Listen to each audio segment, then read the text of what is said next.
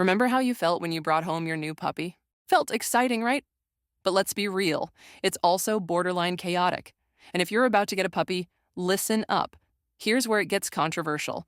No matter how prepared you think you are, you're probably not ready. That cute little ball of fur is about to flip your life upside down in ways you never expected. Let's break down what you really need before your new furry roommate takes over, and why some of the classic advice might actually backfire. First things first, everyone says to get a crate and a cozy bed. And yes, your puppy needs their own safe zone, but let's not sugarcoat it. The first time you try crate training, your new cute puppy will probably scream like they've been abandoned on a desert island. It's not because you did something wrong or that they hate you.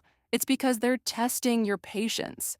According to a study in applied animal behavior science, crate training works best when introduced slowly with positive reinforcement. So don't just toss them in there and hope for the best. Add a soft, washable blanket, a chew toy, and maybe a shirt that smells like you. But be warned, even with all that, they might still act like you're imprisoning them. Next, puppy-proofing your home sounds simple until you realize your new pup can chew through practically anything. Wires, shoes, furniture, it's all fair game. And here's the thing, some dogs are relentless. That puppy-proof gate you bought, they might figure out how to climb it. Puppies don't just chew for fun, they're teething, exploring, and sometimes just plain bored. According to the American Kennel Club, the teething phase can last up to 6 months. So invest in sturdy, non-toxic chew toys unless you want to lose half your belongings. Let's talk about food. High-quality puppy food is non-negotiable, but here's where people get it wrong. Treats. Overtreating is a rookie mistake, and it's a fast track to creating a food-obsessed monster.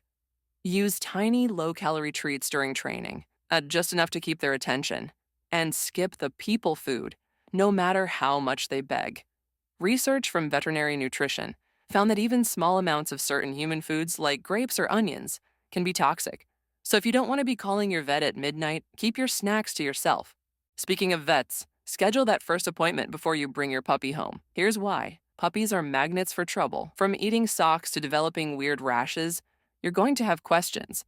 Your vet will not only handle vaccines, but also help you plan for flea prevention, deworming, and that inevitable moment when you Google, "Why does my puppy eat rocks?" Grooming? Start it early, even if your puppy looks like they don't need it. Getting them used to brushing and nail trimming now will save you from future wrestling matches.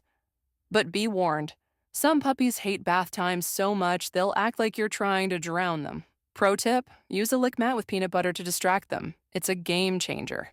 Potty training is another area where the advice can be misleading.